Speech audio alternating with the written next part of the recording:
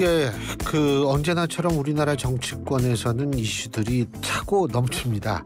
그래서 저희가 정말 분석해봐야 할 것도 많은데요. 자, 신율의 뉴스정면 승부 2부는 바로 그러한 문제들을 정말 예언에 가까운 수준으로 저희가 짚어보는 시간을 갖고 있죠. 자, 대한민국 제1의 정치 분석가라고 얘기할 수 있는 엄경영의 엄경영 시대정신연구소장 나와 계십니다. 어서 오십시오. 네, 안녕하세요. 뭔 얘기부터 해야 될지가 헷갈릴 정도로 일이 많은데 일단 정광훈 목사부터 얘기를 해볼까요? 네. 근데 제가 어제 김용남 전 의원한테 물어봤는데 그분도 잘 모르시는 것 같은데 이게 정광훈 목사하고 국민의힘의 인연은 언제부터 시작이 된 겁니까? 네, 인연 말씀드리기 전에 예. 정광훈 목사가 2019년에 이런 말씀을 했거든요. 예. 하나님도 까불면 죽는다. 그리고 앞으로 10년 동안 대한민국은 정광훈 목사 중심으로 돌아간다. 예언을 하셨네요. 예, 이렇게 이제 기독교가 이제 주로 계시록 예언 가끔 하잖아요. 예. 인용하는데 이렇게 정광훈 목사가 호언장담을 했습니다. 그런 정광훈 목사한테 감히 누가 손절을 하고 누가 인연을 끊겠습니까? 그러니까 정광훈 목사 얘기 잠깐 말씀드리면 정광훈 목사는 김홍도 목사, 김진욱 목사 이런 분들과 함께 2000년대 중반부터 이제 기독교 쪽에서 부각이 되기 시작했습니다. 굉장히 원래 중요 인물이었군요. 네, 그렇습니다. 그리고 이제 이래서 이분들이 2007년에 이명박 대통령을 지지했고요. 예. 네, 그리고 이제 정광훈 목사는 총선이나 선거 때마다 정당을 만들었었어요. 만들었었는데 그렇게 큰 재미는 못 봤고, 그리고 이제 이분이 본격적으로 국민의힘 쪽과 결합하기 시작한 게 2016년 12월 탄핵 이후입니다. 국회에서 12월 탄핵 소추안 얘기를 했는데요. 박근혜 전 대통령. 네, 그렇습니다. 예. 그리고 이제 탄핵 이후에 탄핵 반대 박근혜 석방 시위를 본격적으로 주도를 하게 됩니다. 그런데 당시에 이 대통령 권한대행이 황교안 총리였거든요. 예. 그래서 이 황교안 대통령 직무대행하고는 아주 각별한 관계였죠. 어쨌든 간에 정광훈 목사가 박근혜 탄핵 반대하고 이제 이 석방 시위를 주도하면서 이를테면 강경보수의 대표성을 확보를 하기 시작한 거죠. 이 정치는 대표성 확보가 굉장히 중요하거든요. 그렇죠. 네. 그런데 이 정광훈 목사가 이제 그때까지만 해도 기독교의 이제 영향력 있는 목사였는데 이를테면 이제 탄핵 시위, 박근혜 석방 시위 이런 것들이 결합하면서 이 정치와 종교가 엉키기 시작한 그렇죠. 거죠. 정치와 종교가 결합을 하면서 강력한 영향력을 발휘하게 되는 팬덤이 형성이 되기 시작한 거죠. 근데 당시에는 이 탄핵 분위기가 너무 세서 2017년부터 2019년 중반까지는 어느 누구도 탄핵 얘기 못했습니다. 그런데 이 정광훈 목사만 혼자서 과감하게 이 탄핵에 반대를 했고 박근혜 석방을 요구했죠. 그리고 이제 그 즈음에 김문수 지금 경산호 위원장이 결합을 했다. 이런 이제 과정이 있는데요. 이렇게 인연이 깊은 정광훈 목사를 어떻게 하나님도 혼나는데 그런 상황인 거죠. 근데 소장님 진짜 정광훈 목사가 이렇게 상당히 당에 미치는 영향이 크다고 보세요? 그렇습니다. 제가 보기에 정광훈 목사는 국민의힘의 정체성을 구성하는 그런 사람이다. 사실 이제 우리나라 기독교가 반북한 그리고 남한주도 흡수통일 이런 거를 처음부터 주장했지 않습니까? 아무래도 북한이 이제 종교 자유를 제한을 하고 또 3대체 독재 체제가 이어져 내려오고 있으니까 기독교 입장에서는 저는 당연한 수순이다. 그런데 이것이 이제 국민의힘의 그 본류하고 맞아떨어지면서 정체성의 일부가 된 거죠. 그래서 이 정체성이라는 거는 이를테면 이제 그 국민의힘이 여러 아들이 있습니다. 국민의힘의 장점 중에 하나가 이념적 스펙트럼이 이렇게 다양하다는 거지 않습니까? 예. 강경보수, 중도보수, 또 중도 그리고 이제 개혁성향까지 그렇죠.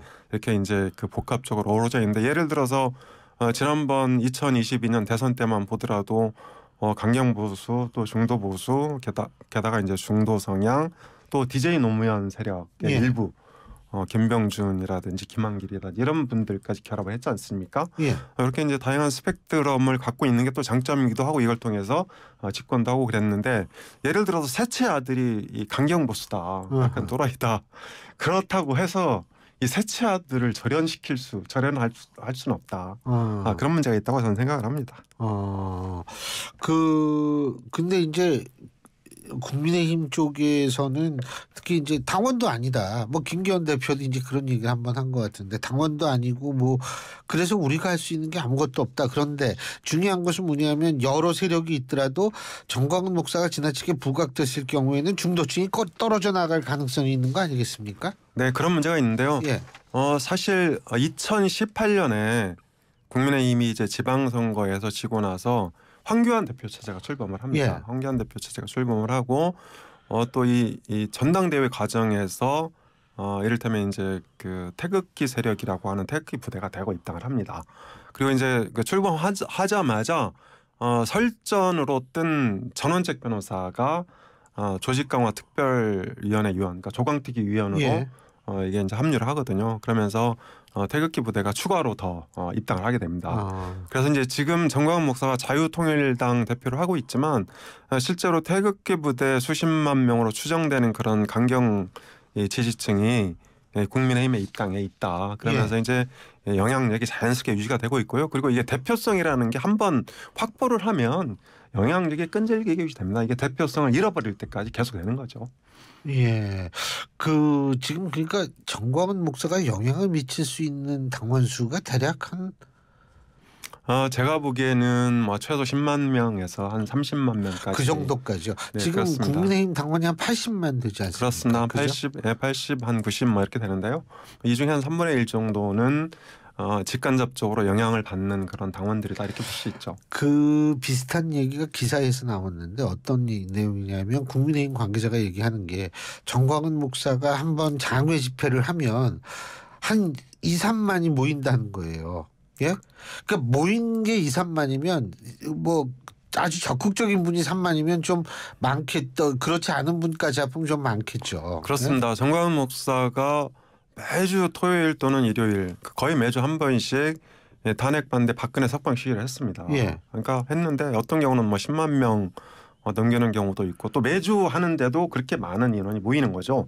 그런데 대한민국에서 그렇게 많은 인원을 동원할 수 있는 그런 사람들이 뭐 정치, 사회, 문화 다 합쳐서 몇 명 안 됩니다. 그렇다는 거예요. 예. 그 사람도 그 국민의힘 관계자도 그 얘기를 하더라고요. 뭐 BTS, 블랙핑크, 임영웅, 그리고 이제 정치권으로 오면 이재명, 그다음에 윤석열, 그다음에 이제 정광훈 목사 이렇게 되니까요. 그러니까 실제로 이렇게 특히 이제 행동하는 그런 지지층이 수만 명, 10만 명 이렇게 된다면 엄청난 파워라고 볼 수 있습니다. 네, 그런 얘기를 제가 얼핏 들어가지고 여쭤본 건데, 근데 그러면은 국민의힘은 어떻게 해야 됩니까? 정광훈 목사 어떤 관계? 그러니까 막 예를 들면 지금 김재원 최고위원이 정광훈 목사 얘기를 했다가 뭐 지금 징계받고 이런 상황이 되지 않았습니까? 이거 그럼 어떤 관계를 어떻게 유지를 해야 된다고 보세요? 네, 저는 이게 민주당 개딸도 마찬가지인데요.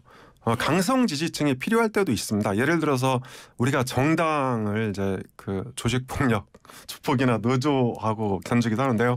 그런데 조직폭력보다는 훨씬 더 좋은 그런 단체죠. 그런데 그렇죠. 이제 남의 돈으로 이렇게 다 조직을 유지하고 남의 돈으로 그렇습니다. 이게 위계 질서가 이렇게 통하고 물론 이제 남의 돈을 조폭은 뭐 불법적으로 이렇게 이제 뭐 네, 우리 이제 세금으로 그냥. 네, 그렇습니다. 뭐 정당은 이제 합법적으로 그렇게 돈을 쓰는 조직인데요. 네, 사실 이렇게 이 정당에서 그러니까 이 행동대가 있다는 거는 제가 보기에는 그렇게 나쁘게 볼 일은 아니다. 그러니까 국가로 따지면 일종의 군대인 거죠. 그러니까 예를 들어서 이제 민주당에서도 개딸이 논란이 되는데 지난번에 국회에서 이재명 체포동의안이 부결되고 나서 이 개딸들이 이제 수박 색출도 하고 그렇죠. 트럭 몰고 막 그 이원욱 의원 이런데 찾아가서 이제 집회도 했지 않습니까? 그런데 그렇게 안 했으면 도대체 이재명에 대한 사법 뉴스가 커졌겠죠. 그리고 비명계들이 막 너도 나도 물러나라고 안 했겠습니까? 그런데 이제 정광훈 목사도 마찬가지입니다. 태극기 세력이 3, 4년 동안 지속적으로 매주 그렇게 이제 박근혜 석방하라고 집회를 하니까 박근혜 동정농도 일고 있고 그리고 또 이것이 연결이 돼서 결국 조기에 박근혜가 이제 그 특사로 나왔지 예. 않습니까? 그래서 이런 부분이 있는 거고요. 그리고 지금 정당들도 제도적으로 흡수하려고 노력하고 있다. 민주당 같은 경우도 뭐 당원존 라이브, 뭐 이재명 그 유튜브에 이렇게 개설해서 여기를 이제 많이 구독자로 이제 흡수를 하고 있고요. 또 아까 말씀드린 대로 국민의힘도 이렇게 당원 가입을 유도해서 지금은 또 상당히 많이 제도화돼 있는데 다만 이제 외부에 있는 일부 정치 세력이 이런 이제 강성 지지층을 활용하려고 이렇게 조금 부적절하게 이제 과도하게 이용하는 거죠. 김재원 최고위원 같은 경우에는 얼마 전에 이준석 전 대표가 언론에 출연해서 대구 달서병에 출마설이 돈다. 그래서 정광훈 목사가 필요할 수밖에 없다. 이렇게 발언한 게 있거든요. 대구 달서병은 원래 이제 박근혜 대통령 지역구가 대구 달성군이었잖아요. 예. 달서구 바로 옆에 있습니다. 그러니까 박근혜 대통령의 영향력이 유지가 되는 그리고 이제 박정희의 향수가 아주 강하게 살아있는 곳이 대구 달서거든요. 그러니까 여기서 이제 그 다음 총선에 출마하려고 하면 아무래도 정광훈 목사도 필요하고 박근혜, 박정희도 필요하고 태극기 세력도 필요한 거죠. 그래서 이제 그런 측면에서 외부 세력 또는 이제 어떤 정치적 의도를 갖고 이 강성 지지층을 움직이려고 하고 이렇게 이제 자꾸 건드린다. 이런 문제가 있는 거죠. 이렇게 못하게 막아야죠. 예. 근데 갑자기 그 말씀하시니까 그 예전에 유영아 변호사가 대구시장 선거인가 거기 나가려고 했을 때 박근혜 전 대통령이 그때 공식적으로 지지하지 않았나요? 근데 안 됐잖아요, 유영아 변호사. 네, 그렇습니다. 그런데 이제 유영아 변호사는 박근혜 대통령을 뭐 지나치게 좀 파는 측면이 있죠. 그때 뭐 총선 때 화합해서 이렇게 선거 치러라 이것도 나중에 이게 이제 뭐 조작 아니냐 이런 논란도 불거졌고요. 그리고 사실 대구 경북에서 막 아무나 이렇게 이 공천을 주고 또 당선을 시켜 이러지는 않습니다. 이번에도 이제 김기현 당대표하고 안철수가 붙었는데 예. 일종의 이제 정통 쪽을 선호하는 경향이 있다. 그러니까 윤재옥 원내대표도 마찬가지 아닙니까? 그러니까 윤재옥 원내대표가 경찰 출신이긴 하지만 좀 무게도 있고 보수의 어떤 정통 전략가라며요, 전략가. 그렇습니다. 뭐 전략가 계속 그 예전부터 유승민 원내대표 할 때부터 이제 전략을 담당했죠. 그리고 이분은 일단 무게가 좀 있고 예. 이제 이 보수의 메인스트리밍을 상징하는 분이고 반면에 이번에 떨어진 이제 김학용 의원 같은 경우에는 이제 안성 출신 아닙니까? 예, 맞아요. 예를 들어서 뭐 수원이나 뭐 분당 이런 데 출신이거나 아니면 서울에 이제 정치 1번지 이런 출신이었으면 뭐 당선 가능성이 있었겠죠. 어쨌든 대구 경북에서는 유영아 변호사를 네, 박근혜 대통령의 심부름꾼 정도로 본 게 아닌가. 정통 모습을 안 봤다 이거죠. 근데 지금 이제 그 우리가 총선으로 얘기가 넘어갔는데 이 국민의힘 현재의 여러 가지 상황과 지지율이나 이런 걸 종합적으로 보면 이게 사실 뭐 상승세다, 예? 막 올라간다. 대통령 지지율도 마찬가지고요. 이거 어떻게 보십니까? 중도층이 결국 안 붙고 있는 거 아니에요? 그렇긴 한데요. 사실 이제 우리나라의 중도층은 이념적 피난처다. 그러니까 대한민국이 현재까지도 냉전적 유산이 계속되고 있지 않습니까? 예. 그래서 본인의 정치 성향, 이념 성향이 진보다 보수다 이렇게 뚜렷하게 밝히는 게 조금 꺼려지거든요. 그런 의미에서 이게 이제 피난하는 거죠, 중도로. 그래서 상황에 따라서 예를 들어서 보수가 욕을 많이 먹으면 보수 성향의 사람들이 중도로 빠져나가는 경향이 있다. 그래서 상황에 따라서 들쭉날쭉한다 이런 경향을 보이고 있고요. 저는 그러니까 무당층도 마찬가지라고 봅니다. 정당 지지에 있어서 피난처다. 그러니까 국민의힘이 지금처럼 욕을 먹으면 국민의힘 지지하던 사람들이 무당층으로 가 있는 거죠. 근데 이 사람들이 이제 문제는 민주당으로 넘어가면 심각한 문제가 발생하는데 아직은 못 넘어간다. 왜냐하면 왜 우리가 이제 남자친구 여자친구 사귈 때 헤어지고 나면 곧바로 다른 친구를 사귈 수가 없잖아요. 실현 시간도 좀 보내고 쓰린 속도 좀 달래고 술도 마시고 술도 마시고 그래야 이제 넘어갈 수 있거든요. 그래서 일단은 이제 이 무당층으로 갔다가 또 상황이 호전되면 이제 다시 돌아간다 이렇게 볼 수 있는데요.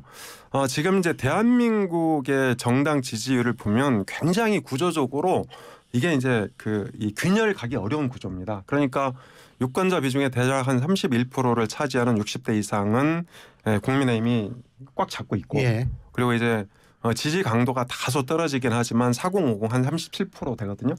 유권자 비중이. 여기는 이제 민주당이 이제 굉장히 강합니다. 그리고 이제 20, 30대가 한 31, 2% 되는데 문제는 20, 30대도 남자와 여자로 나뉘어 있습니다. 남자는 국민의힘. 그러니까 이게 이제 젠더 갈등 때문이기도 하고 이대남에 대한 역풍이 불면서 여자들이 또 민주당으로 결집을 한 상태거든요. 그래서 이게 제가 보기에는 탄핵같이 그 엄청난 구조 변동, 지각 변동을 동반하지 않으면 정당 지지율은 잘 안 바뀐다. 그리고 다만 무당층이나 중도층이 일시적으로 늘어난다. 그래서 현재 정치 지형으로 보면 국민의힘이 상당히 우세한 국면이 계속되고 있다. 저는 그렇게 봅니다. 아니 뭐 그 지금 소장님께서 말씀하신 거 이렇게 보면 죄송합니다. 이걸 또 제가 이걸 읽어야 되는데 3월 어제 5번째 주 여론조사인데 3월 31일에 공개됐고 3월 28일부터 30일까지 만 18세 이상 1,000명을 대상으로 한 한국갤럽의 여론조사인데 이거를 보면 중도가 그러니까 이 주관적 이념 지형을 이렇게 보면은요 보수가 한 31% 정도 되고요. 그리고 이 중도 내지는 이 뭐죠? 저 지지정당 없음. 무당층. 예, 이게 한 43% 되고 진보가 한 24% 정도 되는 것으로 제가 지금 찾고 있는데 그 정도 되는 것으로 알고 있거든요. 네, 근데 그걸 좀 이렇게 디테일하게 살펴보면요. 네. 이렇습니다. 그러니까 지금 무당층 같은 경우에는 20대 무당층이 50%나 됩니다. 예. 그리고 30대가 한 40% 되거든요. 예. 근데 이 무당층, 이거 2030의 무당층은 이제 주로 이제 탈이념, 탈진영의 성격을 갖고 있거든요. 아하. 탈이념, 탈진영은 탈정치입니다. 예. 또 탈정치는 쉽게 말하면 탈투표 가능성이 큽니다. 그래서 제가 보기에 투표 안 하는 사람들. 예. 탈이념, 탈진영은 탈투표다 결국은. 예. 그게 이제 입증이 된 게 지난 지방선거 때 20, 30대 투표율이 30% 중반에 머물렀거든요. 그래서 이분들을 빼고 계산을 하면 여전히 이 4050 대 60대 이상으로 나뉘어져 있고 또 4050은 민주당 쪽으로 결집의 그 강도가 굉장히 약하다. 이런 면에서 구조적으로 국민의힘이 유리할 수밖에 없는 상황이고 보수 31, 중도 성향 유보 43, 진보 26입니다. 그렇습니다. 그것도 이제 중도를 빼고 생각해 보면 보수 지형이 여전히 강하지 않습니까? 그렇죠. 그리고 최근에는 파는 국민의힘이 유리하다고. 네, 그렇습니다. 그리고 이제 최근에 이 여권의 난맥상이 그러니까 집중적으로 좀 터져 나오고 있죠. 그러니까 이제 전당대회 끝나고 이게 전당대회 컨벤션 일종의 이제 잔치가 끝난 거잖아요. 잔치가 끝나면 이제 설거지 국면인데 설거지 서로 안 하려고 하고 분위기도 썰렁하고 그렇죠. 그래서 이제 다 자연스러운 조정 국면이다 이렇게 볼 수 있을 것 같고 또 주 69시간 논란, 뭐 한일 관계 뒤통수, 또 이번에 도감청 논란 이런 것들이 터져 나오면서 일시적으로 중도가 조금 부풀려졌다. 그리고 언젠가 이것들이 정리되면 저는 다시 제자리로 돌아간다고 봅니다. 근데 이제 이게 제자리 가기 위해서 제일 중요한 게 대통령의 위기 관리, 대통령과 대통령실 여당의 위기 관리 능력 아니겠어요? 어떻게 그거 지금 소장님께서 말씀하신 대로 여러 개가 터져 나왔는데 이게 좀 템포가 한 템포씩 느리거나 뒷북친 거 아닌가 이런 생각도 좀 어떻게 보세요? 그렇습니다. 저도 이번에 도감청 논란과 관련해서 사실 이게 터지자마자 제가 보기에는 대통령실하고 국민의힘에서 이게 조작이다 이렇게 치고 나갔어야 되거든요. 그러니까 국제적으로 미국이 도감청 한 게 한두 번이 아니고 그렇죠. 그리고 우리나라에 미국만 도감청 하겠습니까? 그렇죠. 뭐 일본도 할 거고 저기 러시아도 할 거고 중국은 뭐 국내 위장 경찰서까지 두고 있고 있었죠. 네, 뭐 그런 상황인데 다 이 정보전이 엄청나게 치열하게 벌어지고 있다 이렇게 봐야 되는데 이 사건이 터지자마자 프랑스죠. 프랑스하고 이스라엘. 네, 이스라엘. 거기 이제 미국이랑 대등한 나라들인데 터지자마자 이거 조작이다. 그렇죠. 제3세력이 개입했다 이렇게 얘기했지 않습니까? 우리나라도 그렇게 했어야 되거든요. 그랬든 안 그랬든. 근데 이틀 동안 언론에서 실컷 두드려 맞고 어제 저녁에서야 비로소 이제 그렇게 그 방향을 잡았단 말이죠. 이런 면에서 이게 용산 대통령실의 이 참모진들이 한 박자 늦게 대응했다. 그러면 실점을 좀 한 거죠. 그렇긴 하지만 아무튼 늦게라도 방향을 잡았고 또 이런 것들이 이제 그 수습이 될 수밖에 없지 않나 이런 생각이 듭니다. 엄경영 소장님이 훨씬 잘하시겠지만 타이밍이 중요한데 이게 템포를 늦게나 말하는 게 좀 그렇죠. 아무래도 네. 이제 대통령 처음 하다 보니까 그런 일이 벌어지고 있는 거죠.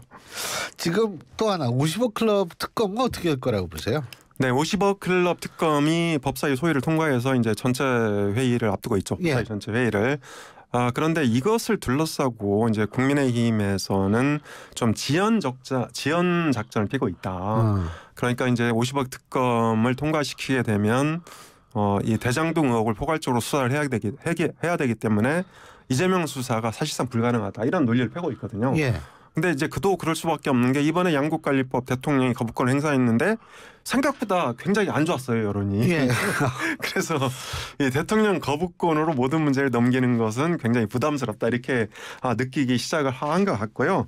그리고 이제 이 정의당이 이제 사실 키를 잡고 있었는데 이번에 그 정의당 이정미 대표가 그런 얘기했죠. 국민의힘이 전혀 협조를 안 하니까. 이 정말 협조 안 하면 패스트트랙 본회의 패스트트랙 넘기면서 김건희 특검법도 함께 처리하겠다. 이렇게 이제 엄포를 놨거든요. 그리고 이제 이번에 그 원내에 들어간 진보당도 당론으로 찬성을 했고 이런 상황에서 이 민주당은 특검 추천권을 비교섭단체한테 넘겨줬잖아요. 양보했잖아요. 그래서 이게 최대 이제 본회의 패스트 트랙으로 넘어가면 한 8개월 정도 걸린다고 합니다. 8개월 정도 걸리면 올해 한 12월쯤 되는 거잖아요. 올 12월이나 내년 1월. 그래서 이제 총선 앞두고 이 패스트 트랙을 통과시키게 되면 대통령이 거부권을 행사해도 민주당이 별로 나쁘지 않다. 야권에 뭐 도움이 된다. 이렇게 판단하는 것 같습니다. 근데 50억 클럽이 반드시 국민의힘한테 손해만 될까요? 그건 아무도 모르는 거 아닙니까? 뭐 그렇진 않은데 이제 이재명 수사에 이게 이제 그 계획이 틀어진다 이렇게 보는 것 같아요. 그것 때문에 가능하면 안 하고 싶어 하는 그런 분위기가 있는 것 같습니다. 알겠습니다. 뭐 우리나라는 정치를 얘기를 하려면 밤새고 해도 돼요. 오늘 좋은 말씀 감사합니다. 정말 재밌었습니다. 고맙습니다. 감사합니다.